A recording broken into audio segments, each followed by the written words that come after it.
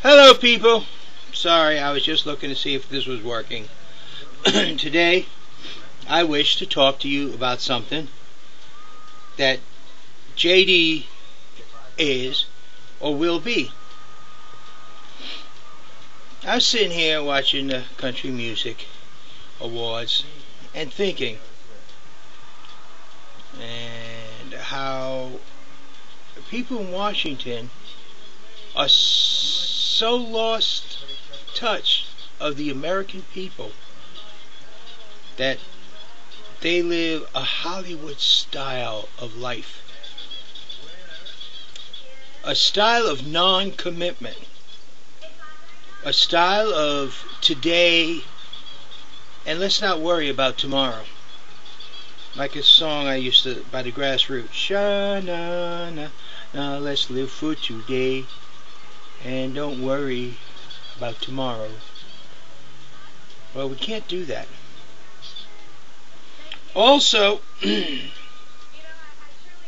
what will I do as a president? What kind of president would I be? Truthfully, that's the questions you got to ask yourself. I always tell you, don't vote for me, check me out. You really have to really check me out. You say, well, okay, you're not a big business executive. No, I'm not. But on the standards of life, you're extremely successful. You're well prepared for almost any situation that comes along. And you handle about every situation with ease. You work very hard when you run into obstacles to overcome those obstacles. And when they become more difficult, you work even harder. That's what I am. Now, for you people who think, well, what kind of president? I mean, if we have a real complicated... You don't think I'm going to surround myself around me, put people around me who really can handle those particular areas? But we must never lose touch of who we are. Now, really, what kind of representation will I be? Well, I'm sorry to say this, but I won't be a special interest group representation because I don't believe in it. See, I believe in each and every one of you. So I have to represent each and every one of you. No special interest group. No group like the Republican Party or the Democrat Party. No group like the Greenpeace. No group like the EPA. No group like any of that. What I have to represent is you. Each and every one of you. Some people say that's impossible. It can't be done. And what do I say? The difference between impossible and what has been done is what has been done has already been done. What we call impossible, we just haven't done yet. I have no other choice but to represent each and every one of you. No matter what your political affiliation is, no matter what your religious background is, no matter what your ethnic group you belong to, none of those things. When you say I am American, I have to and must represent you.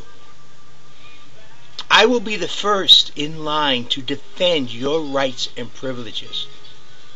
And I will fight defending it to my death, if that's what it takes. From the smallest child to the oldest individual. And that just not mean just in wars. I mean, I will defend you.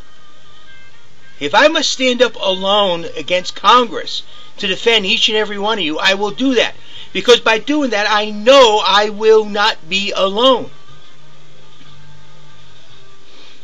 Also, I'm a person who believes in utilizing your resources to its maximum and don't waste. And I hate borrowing, even though I do it myself. I really don't mind the borrowing part. It's the part where they say, hey, I want you to pay me back. That's the part that kind of gets caught in my throat, you know? So if you don't like to pay back, you don't borrow. I also hate what our country's government has become. Do you know back in 1965, I believe it was, or even 64, in December, it was just before we turned to the new year, because let me think, 68 I graduated, 68, 67, 66, probably November, December of 66. We were studying in my 10th grade social studies class, Karl Marx writing, and I made a prediction then. And I told my social studies teacher that at the current rate our government is developing, that we'll become more socialist than neither Russia or China. And they will become more democratic than we are.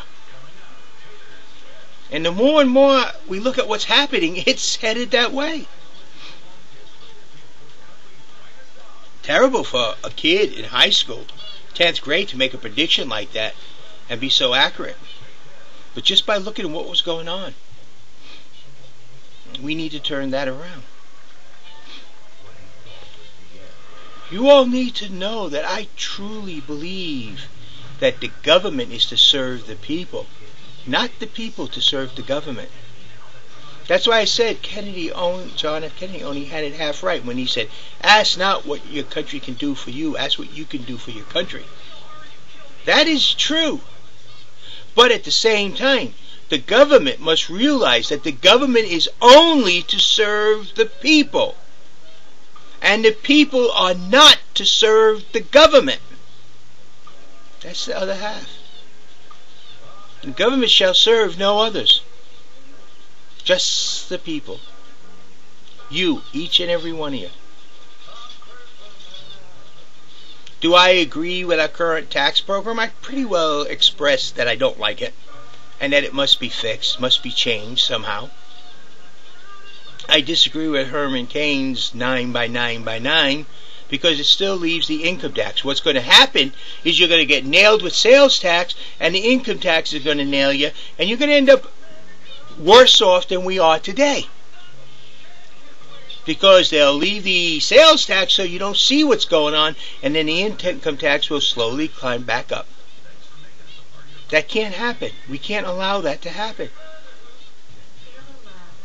We need to have an open, upfront tax system so that the people know exactly what is going on. Not something filled with 1,000 million loopholes supporting the development of foreign nations over this very nation. We can't have a tax system that promotes foreign development and hinders American jobs. It's not acceptable. Again, fighting for your individual rights. Unions don't look at me as your enemy, but as your ally.